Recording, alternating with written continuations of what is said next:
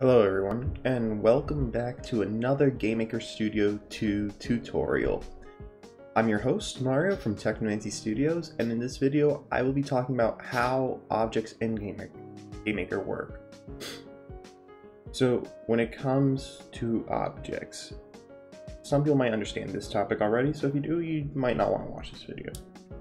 But for any newcomer who wants to actually learn a little bit more in depth with what objects do, well, here's a simple definition or simple way of explaining. And objects are simply, well, objects you create in GameMaker and they'll just run code. It's as simple as that.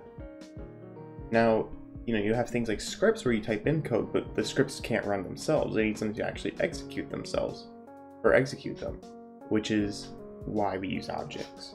So objects are just our way of telling GameMaker what to do, and you can drag them into the room and they'll start working if you program them right.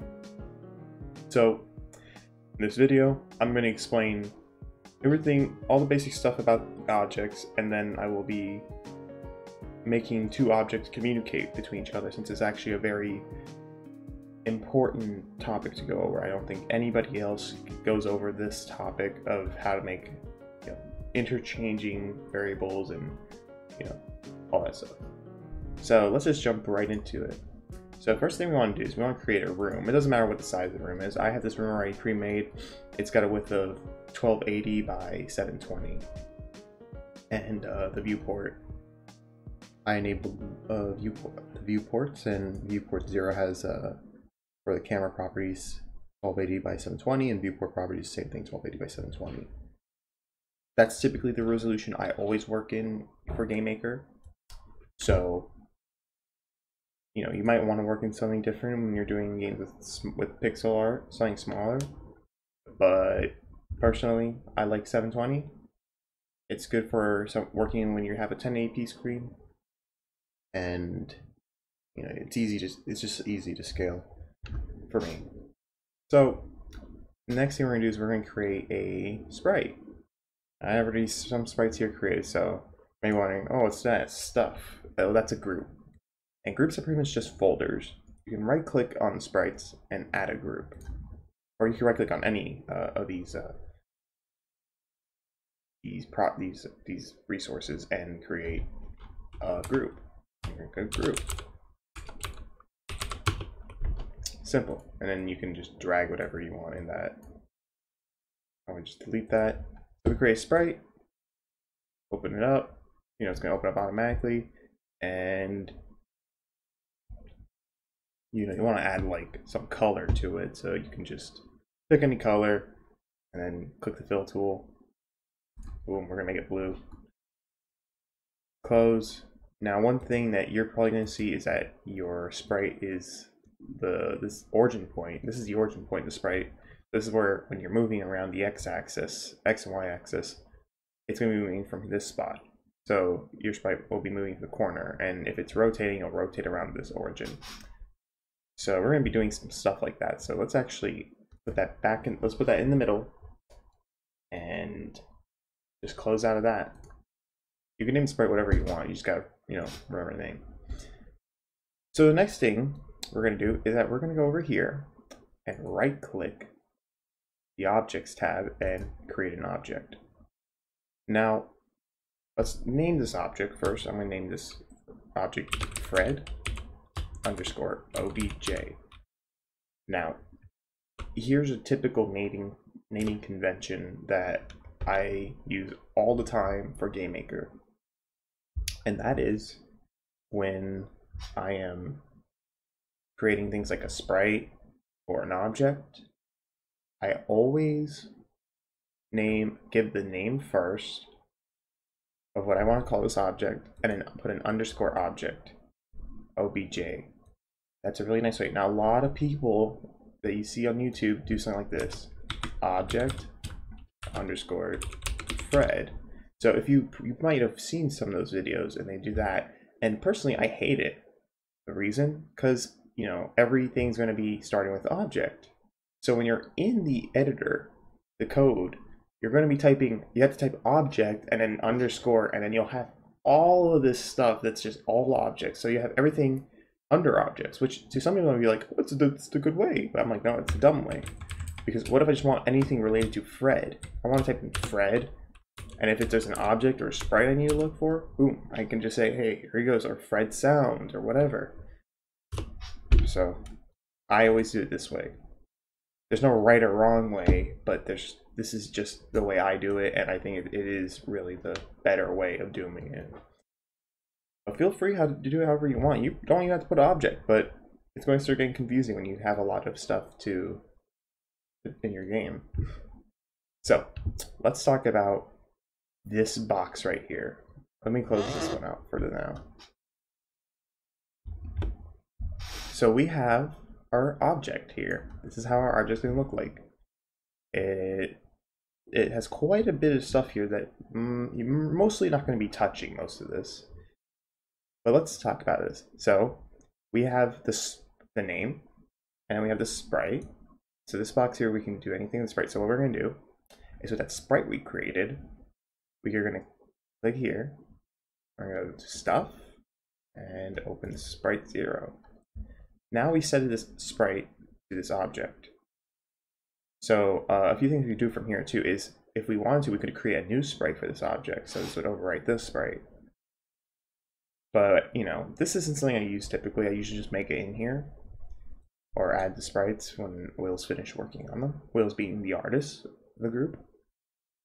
And here we can edit the sprite from here, and here we can edit the image. And we can, what's the difference? Well, this will open up the actual sprite. So let's see. Oh, looks like that.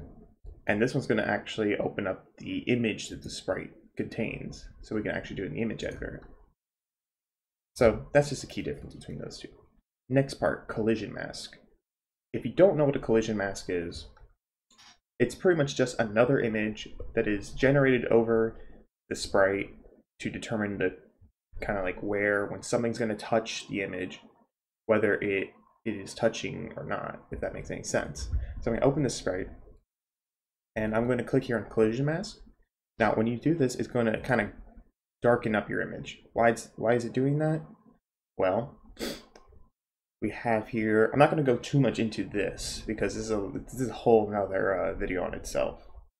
But I'm just going to explain how collision masks are. So you see, I just went here manual and I got one of these handles here and pull it down. And you see this square here, it's much darker, and that is where if an object enters this image, it's going to have to touch this box here in order to actually trigger a collision event. If you know, that's the gist of it. Pretty simple, and you can change whatever shape you want it to. But these shapes are more intensive. That's why it says slow. When you have them like precise frame, it's slow. It has to do every pixel instead of doing like its own special math for just squares and stuff. But that's, like I said, a whole nother video. But by default, collision mask is just same as the sprites. So whatever you set it for the sprite, same thing. Or you can set a special one by making a special sprite and then doing that. But that's it. Whole nother topic. So we got these 4 properties here now under the collision mask, and there's visible, persistent, solid, and use physics. Visible is pretty simple. It just makes the object visible or invisible. However, if it's invisible, like if it's not visible, it does not mean it's inactive. It is still active, but you just won't be drawing. This is going to be useful for like if you have an object that you want to give it a sprite that, you know, so you can be, oh, that's the game manager. That's like what's keeping track of everything, you know, because by default you have like this little like question mark sprite that is, you know, you might not like because you're like, well, I have like 4 of them that all do different things, and I think I should have like a, you know, for the music player, just have like a little music note or something. But I don't want it showing up in the game in case, like, you know, I accidentally put it in the window or something, or the player walks over it. Just make it invisible. Works just fine. Persistent. Persistent or persistence is so you don't want to use often because it could start kind of, if you have too many persistent objects, then, you know, you have like memory issues. but pretty much it means if there's an object like Fred here, and let's say Fred, I press a button and Fred is persistent, and this button changes the room to the next room, Fred is going to be exactly where he is in this position in the next room. No matter what room I go to, he will be in the same position. And that is pretty much what persistence is. It just means that he transfers over to any room that he's in. It is really useful for RPGs. For example, Suits. When you walk into a door, it takes you to another room, and depending on what entrance you came from, it will determine where your persistent object's going to move over there to that spot. That's a whole nother video on itself. Solid is something we're not going to use. Like, you don't want to really use this ever. But this is kind of like if you are still learning and you want to make a basic thing where it's like things collide and stop, use solid. It just means that this object can't be passed through by any other object if it's moving. It's not really the best if you're making like any game, honestly. It starts like, you want more control over your collisions and stuff. This does not allow. And then use physics just means to use the physics in GameMaker that it has built in. I haven't used physics in anything I've made, neither do I have any intention to, mostly because GameMaker physics is kind of another beast of its own.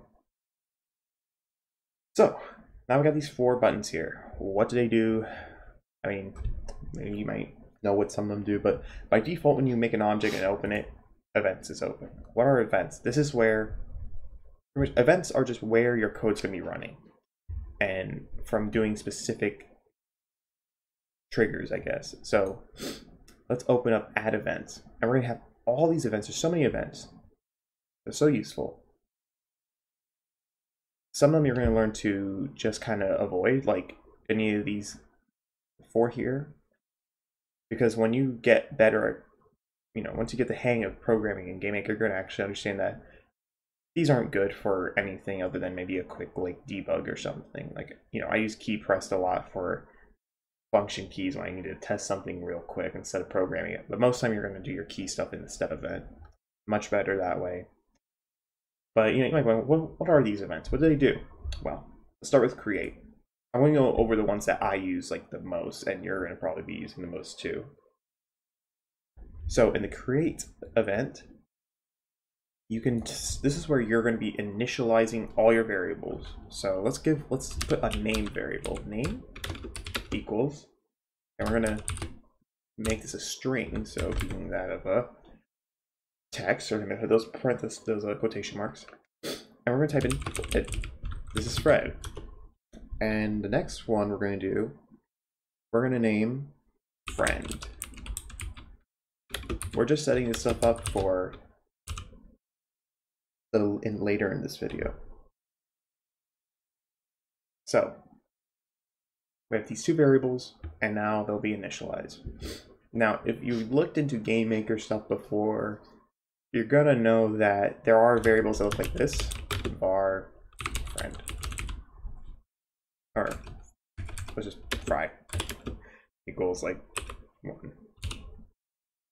And what that means when it has a var in the front, it means that it's think about it as a temporary variable. And this variable only runs here. It's only in here that runs in this event, and it's an event that it's located in. You can't access this from any other object. You can't access this variable from any other event. So it only runs in, like, for example, the create event. However, you don't really use these in the create event, ever. I never have, but usually in other events you do. So whenever like something like a step, if you put this in a step event, don't try to change this variable in the step event, because when it repeats the step, because step event just kind of repeats itself over and over, it just resets it back to like 1 or something if you had it set to that.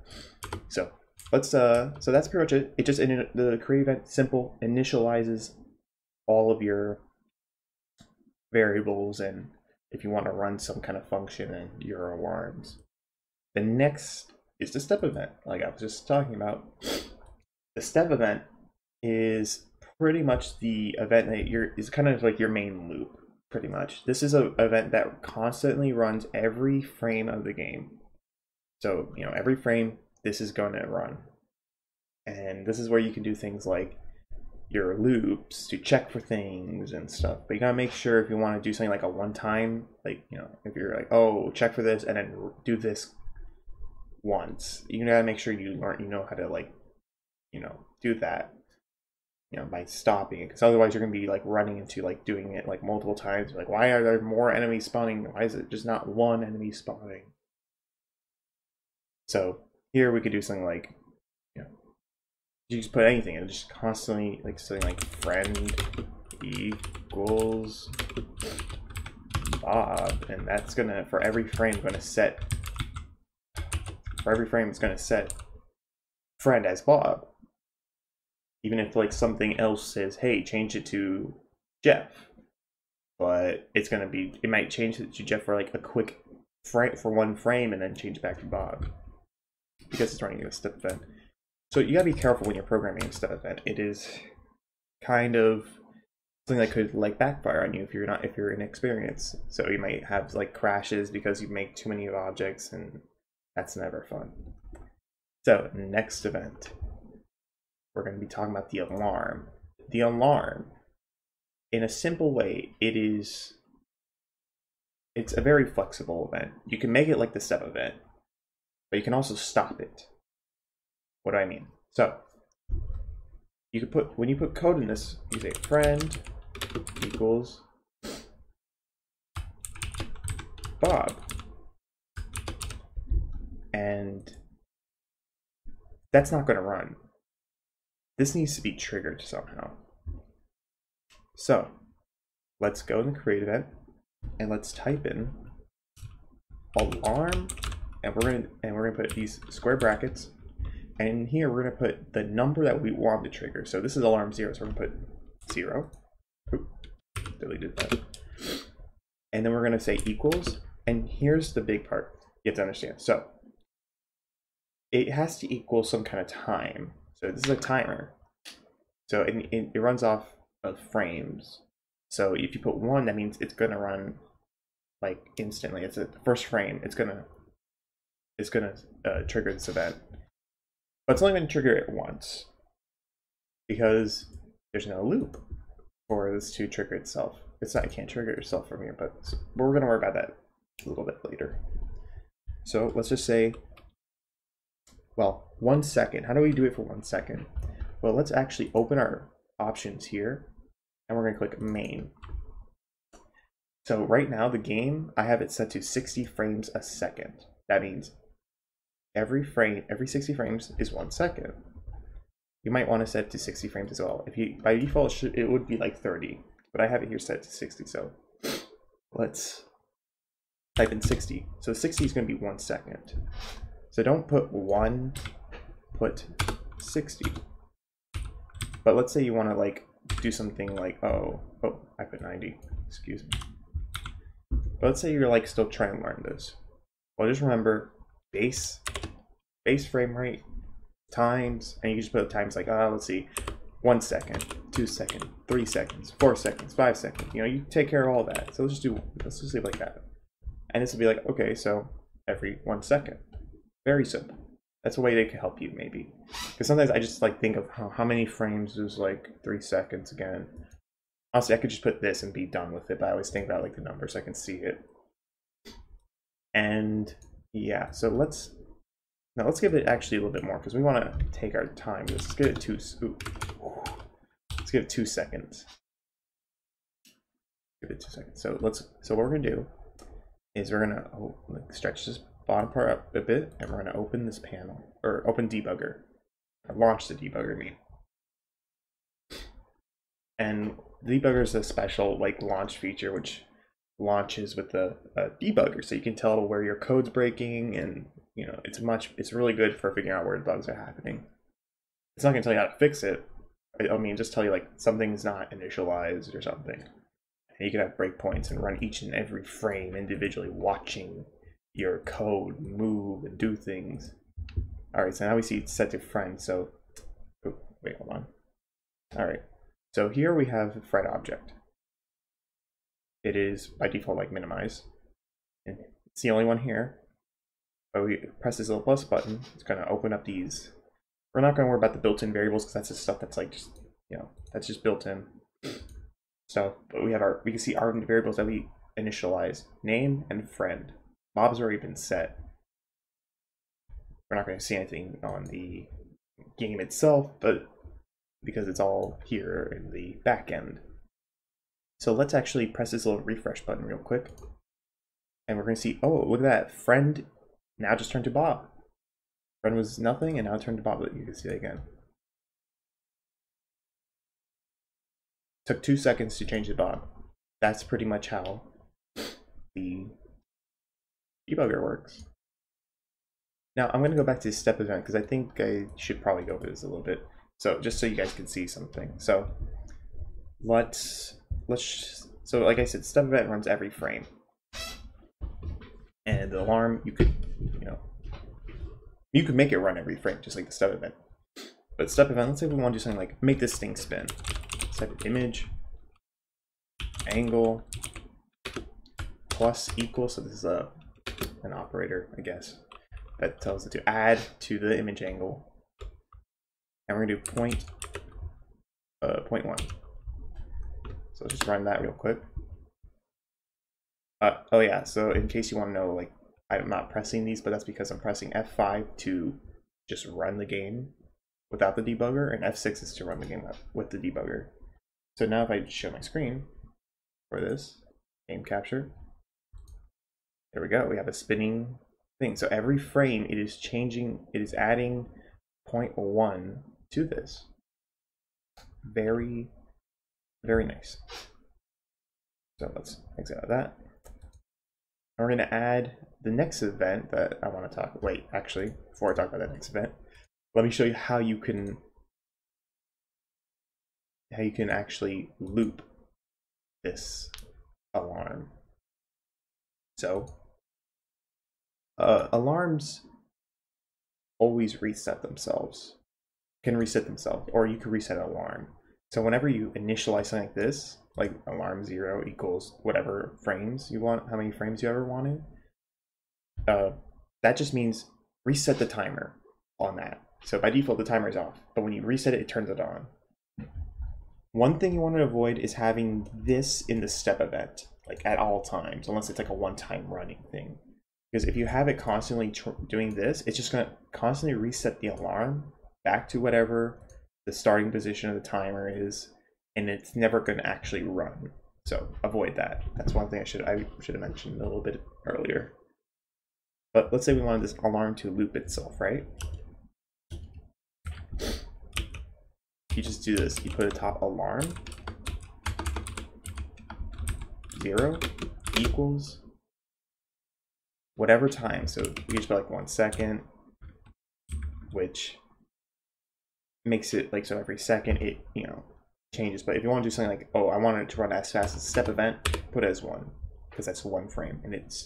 And this means that once it's initialized, it starts running this forever until you tell it to stop. But how do you tell it to stop? Well, we're going to copy that, and we just put -1. -1 just tells it to stop the timer. Doesn't reset it, it just stops it. That's just something GameMaker typically does with using a -1 just to stop. It gives them a single variable. So yeah, we're not going to use this though, but I might go over just the alarm event at some point a little bit more. But that's kind of the gist of it though. So you call to it, trigger it, and whether it can trigger again, you know, it runs itself, and you know, if it has that extra alarm, 0 equals 1 or whatever, 60, whatever number you want for the timer, it resets itself and keeps running until you tell it to stop. Very useful for like a lot of condition checking and just things like that. It's just really useful. If you want to spawn enemies like at a certain time, use this. If you want to spawn certain things, and you know, if certain conditions are met, you know, constantly checking, then stop checking, and reinitialize. You know, very flexible. I use it all the time. so many times. It's ridiculous. So we're gonna close that. And so the next thing we're gonna do, we're gonna add a draw event. So I'm not gonna go over the draw event too much. Just gonna tell you, if you by any chance add this, just by itself like this, you know, it's just blank, it's gonna do something a bit funky. And I think a lot of people, like when I started doing this, kind of didn't quite understand what was going on. So when this game capture shows up, it takes a while. Now you see a black screen and there's no object.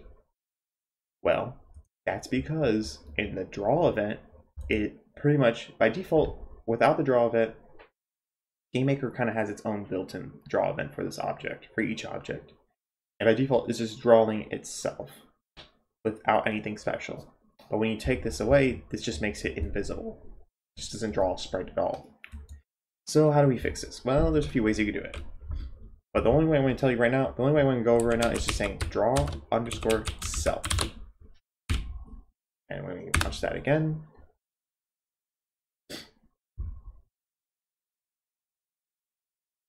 it's going to show that, yeah. Well, still not showing up. Yeah, there we go. It's back again. So yeah, draw event is very powerful. You can do a lot of things with draw event. Draw text, draw more sprites, do special things with the sprite. Really cool. So that's that's pretty much all the events that I'm just going to go over for right now, because a lot of these are just they are mostly self-explanatory. I mean, collision, I guess that's another. Collisions are going to be another thing.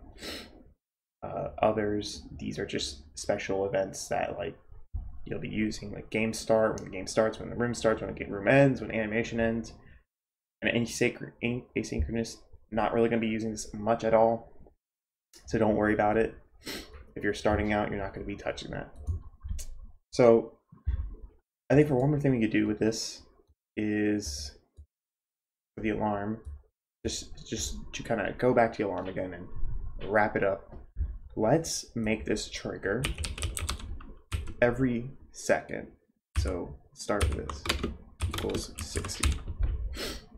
And then let's do something like make a random, like set the alpha of the image, which is the transparency, to a random value every second. Just so we can maybe, you know, because I feel like maybe someone might have not understood what I was talking about, and I feel like showing an example is probably the best thing. So let us say image alpha equals random underscore range, and we're going to have these. So if you look down here, you'll see this code here, and it shows like the function random underscore range, and has x1, x2. What does that mean? Well, it just means you got to put two variables there. So we're going to put 0.1 and 1. So it's going to pick a value between 0.1 through 1. And there is another one called I random range, which means integer. So it doesn't use what we call floating point values, which are primitive with decimals. It just does straight hard numbers like 1, 2, 3, 4, 5, and that's it. So let us just run that. Should work.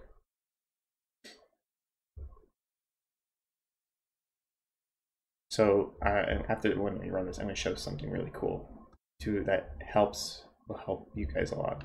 So when it shows up on OBS, there we go. Oh, you can see it's changing every second. It's changing its opacity. Very cool. Very cool. So let's say you're complete or new. You don't know what you're doing. And you're like, well, what does image alpha mean? What does this random range mean? I just need to know more about it. Well, there is a little help open manual. However, you're gonna have to type in, you know, it could take you a while to find what you need.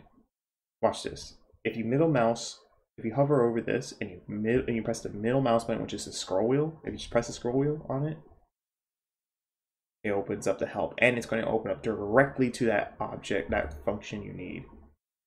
This function returns a random number between specific range, and it'll tell you like the description of everything. Let's do another one. Image alpha.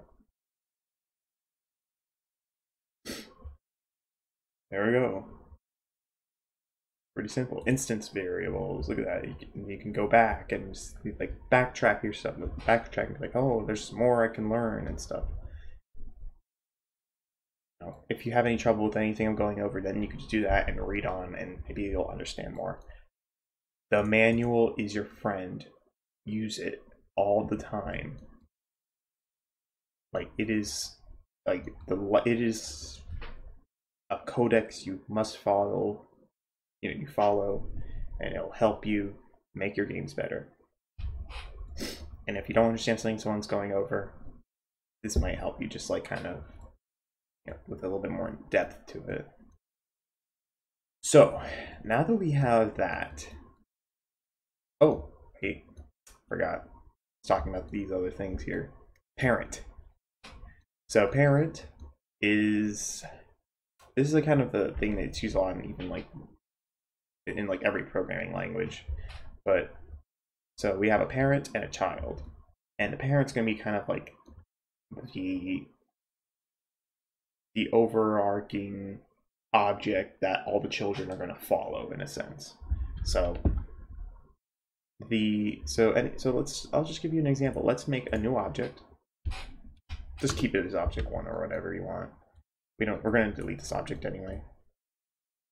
Actually, no, we're not. Don't listen to me. Let's give it the sprite here, and let's call it Bob _ object. So let's make Bob the child. So when Bob is the child, Bob inherits all of these events and the code in them, and is pretty much labeled as a Fred object in a sense. So in the code, if you call for all the Fred objects, Bob is going to be considered a Fred object as well. But you could always call this directly to a Bob object, if that makes any sense. So it's like, if you say, give me all the Fred objects, well, all the Fred objects including the Bob object. But give me all the Bob objects, it gives you just Bob objects. So let's go open the parent tab here, and it's going to add Fred as the parent. And you see, it's going to show you all this stuff. However, it's all locked. You can't edit this. But there is a way you can. So if we right click, we have a few objects. Open parent event, so that means it's just going to open from the parent to the parent, and we just change it from there. Inherit event or overwrite event. So let's inherit the event. So this pretty much gives us, let's open this up. I don't really use this a lot mostly, but this lets us use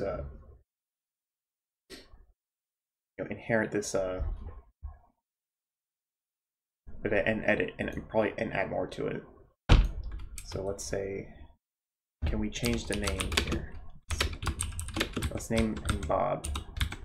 Let's give him the name Bob. This will overwrite the variables that we inherited, hopefully.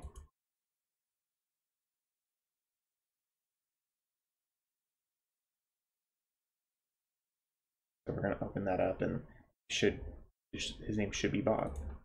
Oh, forgot to add him in. Always remember to add them in, and make sure you also select your instance to layer 2. So layers are a completely new thing in GameMaker Studio 2. I'm gonna make a video that goes over layers as well. So let's let's debug. We want to see these variables. Click instances here, and just drag this up. Bob's name is now Bob. Bob's his own person. Bob doesn't need his parent anymore. So Bob still inherits all these events here. So let's see, step, rotate, we keep that. Alarm, and draw, yeah. So let's inherit the step event. And we are going to actually, let's not inherit the step event. Let's actually overwrite this. Let's delete it. We can delete it and it will still keep you with back to the original. Let's override it. So what we're going to do, we're going to go back to this step event and we're just going to take this code back and copy and paste. This is going to stop the parent from actually, the parent's code from the step event to be in here now in our step event. So Bob is completely independent with the step event. So let's do with underscore Fred object. So let me just make this here and stop. What is this? What did I just do? Well, this is a way of calling an object, but not any specific object. This is like any object with the name that is named Fred object. So when we say with Fred object, in these brackets, we put any code we put here is actually going to be affecting this in Fred object. So Fred, let's give Fred a new variable. Let's call it, well, it actually doesn't matter. Let's say friend. Just put friend here equals Bob. Oh, actually, let's not do that. Let's do other dot name.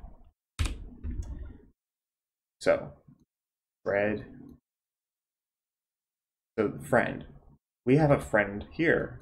Isn't that just setting friend to our own name? Well, no. Our name is Bob. And in here, we have with Fred object. So that means at this point, think about it as we are now inside the Fred object. So this is actually, this variable friend is not Bob's variable, it's actually Fred's variable that we're changing. And we want to change it to Bob's name. So we use the term other dot name. And other is used with the with and the collision events, which like I said, collision is a whole nother video. And this means step back. In this case, it needs to step back and be like, what's the object that this code is running in? Bob. With collision, if you like get a collision, it's like with other. If you're using a collision event, that's going to be the object that is colliding with the running code. So that means Bob.name. So we got its name. So let's debug. Actually, I hope I don't have some old code that sets. No, it's good. We're good. We don't have anything that sets the name to Bob already. So when I go here in instances, Bob is equal Bob. Okay, so this is why we don't really want to use a parent for in this case, but friend equals Bob.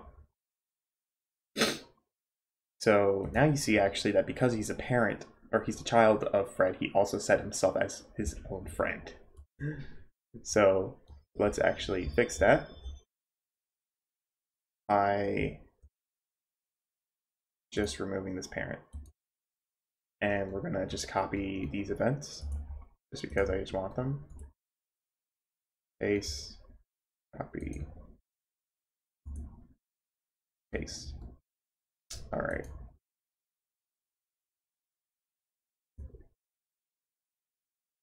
So if you want to trigger something in all the objects in the room, so all the Fred objects, you use with Fred object. But if you, for example, want to trigger a specific instance of that object, there's multiple ways of doing so. However, I don't think in this video I'll be talking about that because there's a lot of ways. So, for example, I'm just going to say that I'm not going to type this down, but let's say Fred creates Bob. Well, and when you create Bob, you can set a variable to be like parent, a variable that sets, hey, this is the instance that created you. And then you could say call back to that instance, and it'll always call back to that same instance. But let's say you want something more dynamic, like there are multiple enemies and it's like you want, or NPCs, and you want to talk to one. Well, you use like, that's collision. It's also a lot of collision stuff where you get the data from when you collide or whatever.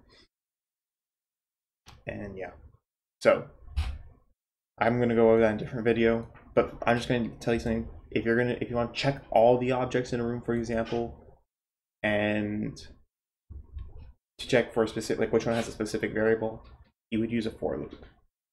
Whole nother video though. That's for now. This is a way you would communicate between objects. Now let's say you want to do something a little bit more simpler, because this is nice for like putting a bunch of code and doing things to run in the Fred object from here. Like I'll say, oh yeah, do. But let's say you just want to do something real quick, like, oh, I just want to set it to like every Fred object's name to Bob. So Fred object dot name Fred or friend equals name. Now you might be wondering, why am I not using other in this case, like other dot name? Well, there's no need. We're not in a with statement, because once we're in a with statement, and we're inside the object, not inside of Bob. So we're inside. We would be inside Fred. Right now, we're just calling straight to Fred and saying, "Hey, let's change your friend variable to my name." So let's just run that just to see that it still works.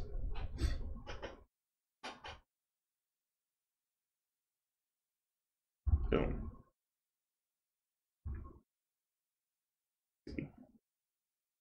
Yep, there we go. Friend named Bob. And you could do the same thing with, you know,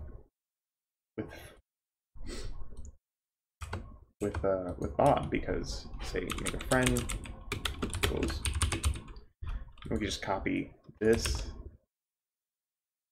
put that in the step. It doesn't have to be in the step. It could be in the create, but step is fine. And we're going to change this from Fred object to Bob object, and then run the debugger.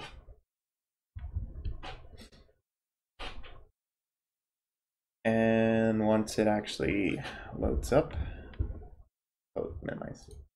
We're going to see, yep, now they're sharing each other's names.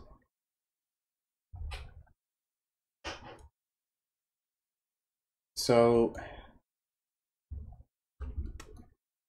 that is pretty much the gist of objects and communicating between them.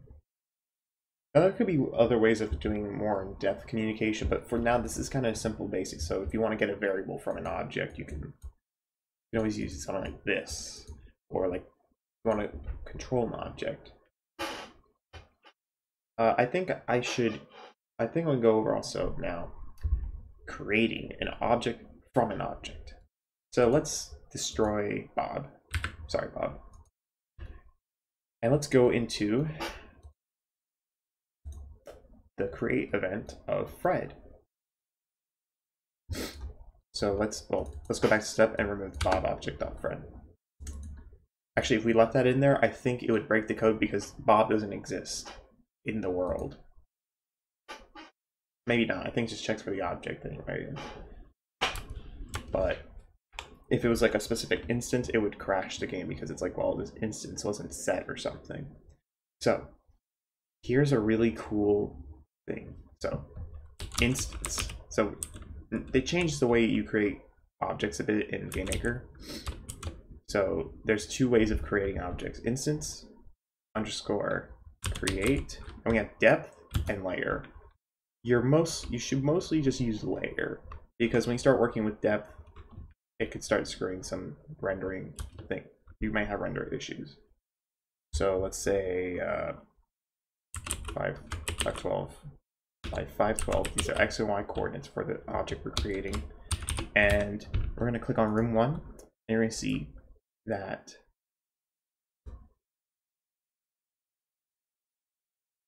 Okay, so we have the name of our layer that instances are going to be in, called instances. We're going to type in instances, and then here we're going to put a comma, and we're going to put another thing, which is the object. So Bob underscore object. And when I run that,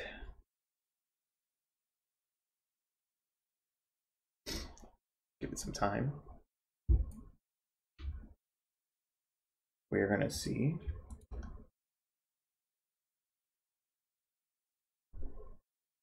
when it shows up that there are two objects now. Bob is here and Fred is here. But now Bob has no friend. He's got no friend.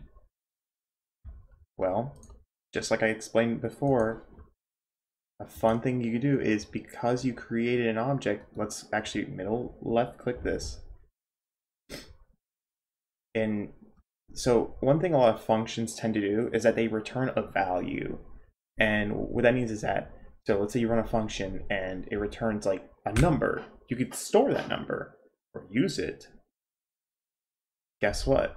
When you create an instance, it actually returns the instance ID, which means it's not the object. So there's two different things between objects and instances. Instances are just objects, but objects are not instances. Instances are just kind of children to the object in a sense. So they all have their own, they might be the same object, but they all have their own unique IDs to determine that this is a specific instance of this object. So real,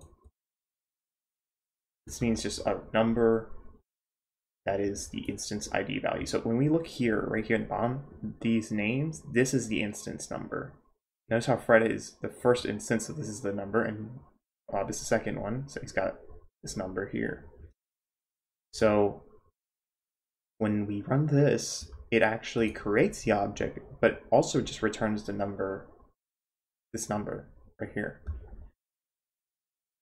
So remember how I was talking about the width, and how the width you can tell, and what object or specific object, which is the instance. Check it out, and make sure to remove the semicolon. That could screw things up. Now, if you're getting if you're looking at this, you're like, I now understand what you mean. We can now call to a specific instance. Now we can go inside the specific instance of the Bob object that we just created and do this and set it to friend equals other dot name. So when it's created, friend's gonna be set to Fred. Oops. So run this.